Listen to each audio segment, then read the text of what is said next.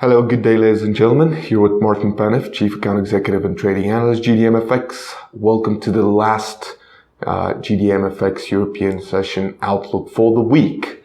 Starting with North American markets, yesterday both main indexes, the Dow and the Nasdaq, went pretty much sideways, no movement there. The Dixie index is slightly down.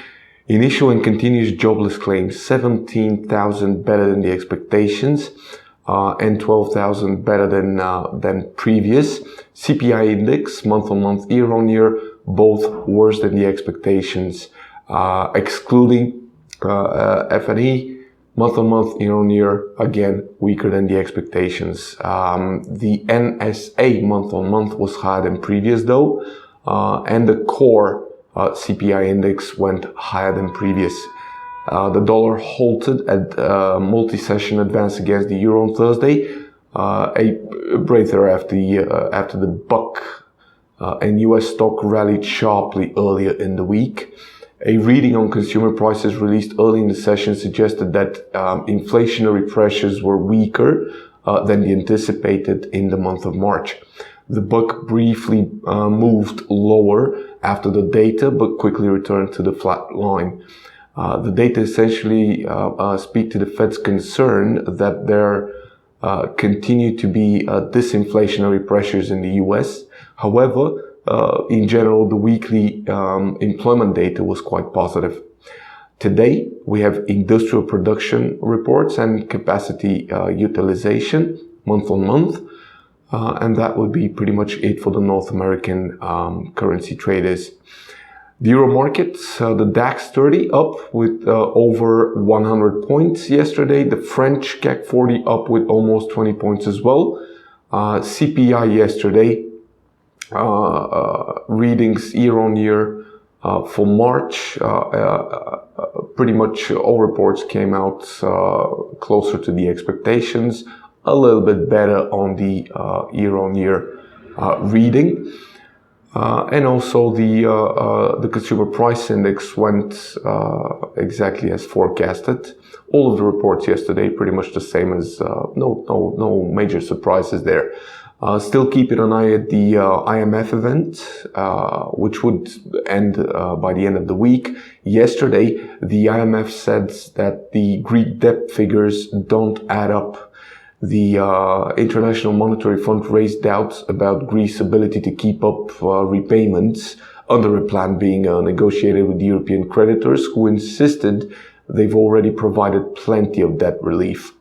Currently, as envisaged, the debt is not sustainable, and what is required is a debt operation. In addition, of course, the World Bank and the IMF fear Brexit would add uncertainty to a fragile global economy. Currently, the head of the IMF, Ms. Christine Lagarde, is fearful a Brexit will add further confusion to already fragile global economy.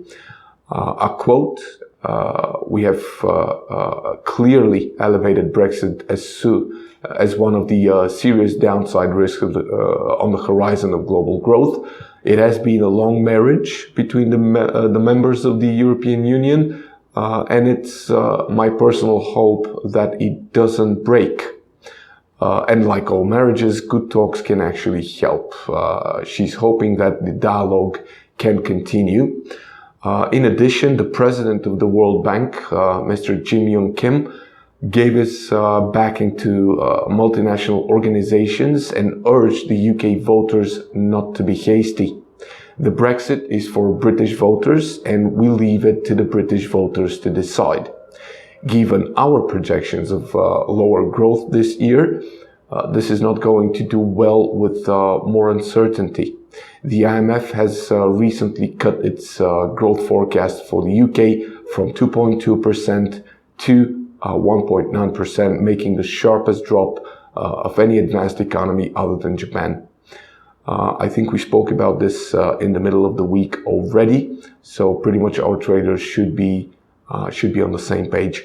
Today, for the European Union, we have trade balance reports. This would be pretty much the major reports for the European markets. UK markets yesterday, Super Thursday, FTSE First, FTSE 100 lost 15 points and closed at 6,312 yesterday. The 10-year gilt yields closed at 1.45%.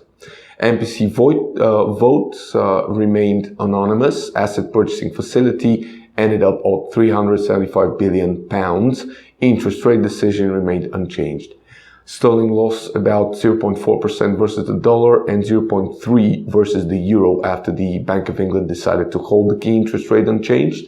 Mr. Carney said that the Bank of England will not act now since the Brexit referendum can increase the uncertainty in relation to policy making.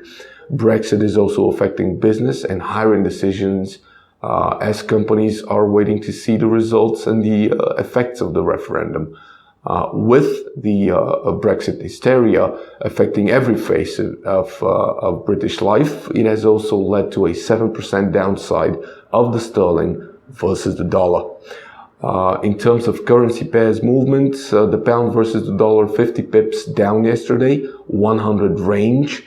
Versus the yen 70 pips down, 145 pips range. Versus the Aussie, 145 pips down yesterday, 275 pips range, going pretty much sideways today. Versus the loonie, 30 pips down yesterday, 115 range. Again, the movement is pretty much sideways today. Versus the kiwi, big range, 200 pips, 84 pips up yesterday, 85 pips down today, already raised all of its gains from yesterday's session. Versus the Swissy, the pound did 52 pips down, 95 pips range, and that would be pretty much it. Moving to the Asian Pacific markets, a lot of data yesterday. First, starting with the Japanese Nikkei 225, 70 pips up yesterday, going up today. Yesterday, industrial production, month on month, 1% better than the expectations, and year on year, 0.3% better than the expectations. Capacity utilization worse than previous, minus 6.8. At least 9 people were killed and hundreds injured when a magnitude of 6.5 earthquake in southern Japan caused the strongest shaking since 2011 disaster. No reports of damage to nearby operation nuclear reactors is given. The quake struck the island of Kumamoto. Bank of Japan Governor Mr. Kuroda said yesterday that the yen recent rise has been excessive, using his strongest language yet to warn traders against driving up currency. It was the first time Kuroda used the word excessive to describe the currency's movement, which is underlying concerns among Tokyo policymakers about damage that a stronger yen could do to a listless economy. Gains in the yen make Japan's exports less competitive and reduce the value of repatriated earnings. Very, very important, especially for all of our traders which are focused on the yen. This also adds to a speculation that the central bank may boost its stimulus measures, and at the planned policy meeting on April 27-28, the hope that it will help undercut the currency movement. Moving to China, a lot of reports yesterday. Retail sales better than the expectations year on year, and also month on month. The industrial production year on year moved up sharply as well.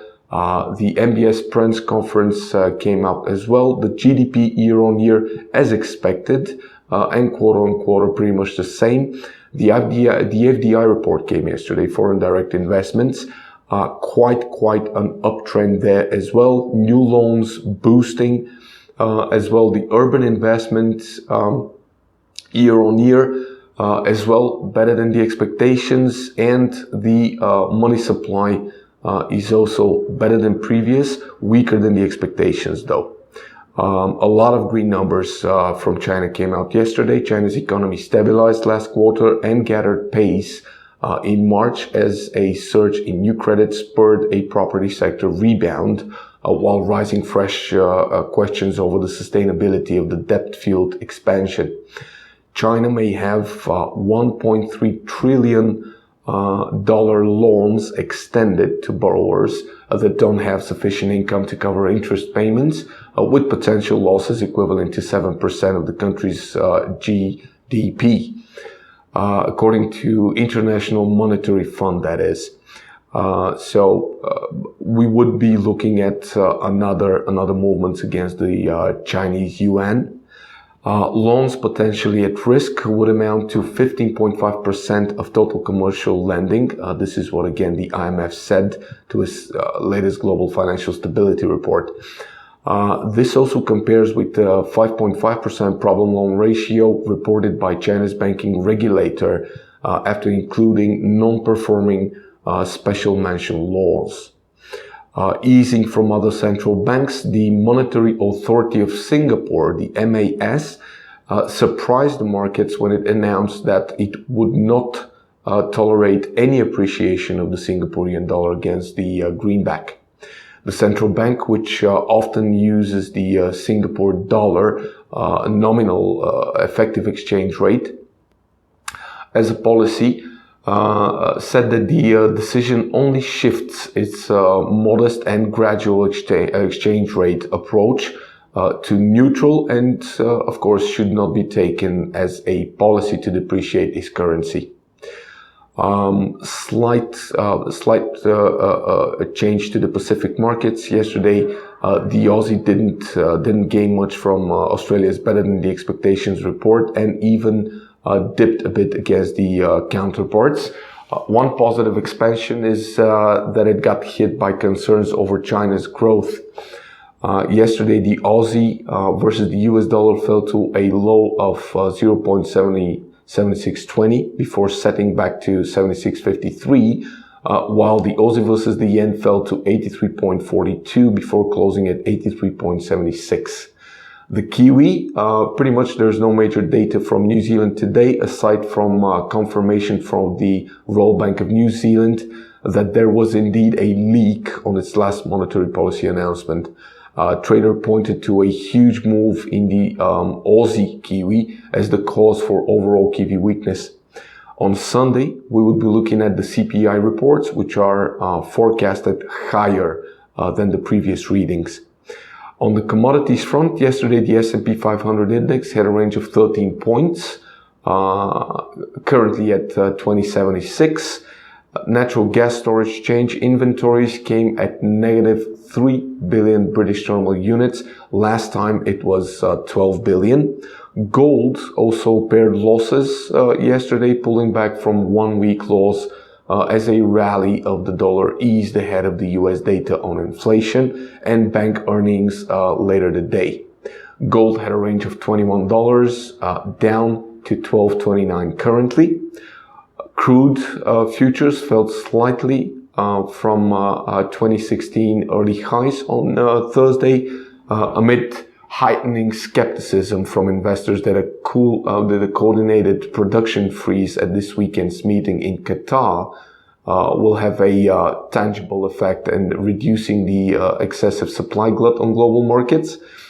Crude prices gained in Asia, though, this night as China's GDP data met expectations, though clocked the weakest annual pace since 2009. Further to it, the International Energy Agency trimmed its forecast for demand growth, but said it fell in oil output in the United States was speeding up. The IEA trimmed its estimate for this year global demand growth from last month to 1.16 million barrels per day, but said much anticipated slide in production of light tight oil in the United States was gathering pace. US crude oil was up 36 cents yesterday at 42.12 per barrel. Even if Saudi Arabia, Russia, and 2 other producers agree on a deal to cap output level on Sunday's highly anticipated summit in Doha, energy traders and analysts remain unsure on whether such a pact could help propel oil back above $50 US per barrel. Earlier on Thursday, the Paris-based International Energy Agency expressed similar doubts that a deal could help boost persistently low oil prices. WTI had $1.40 range yesterday at 41.53 as we speak. Today, Baker Hughes oil rig count report is due to come. That is all from me from today. Thank you very much for your attention. I wish you a successful trading day. Cheers, bye-bye.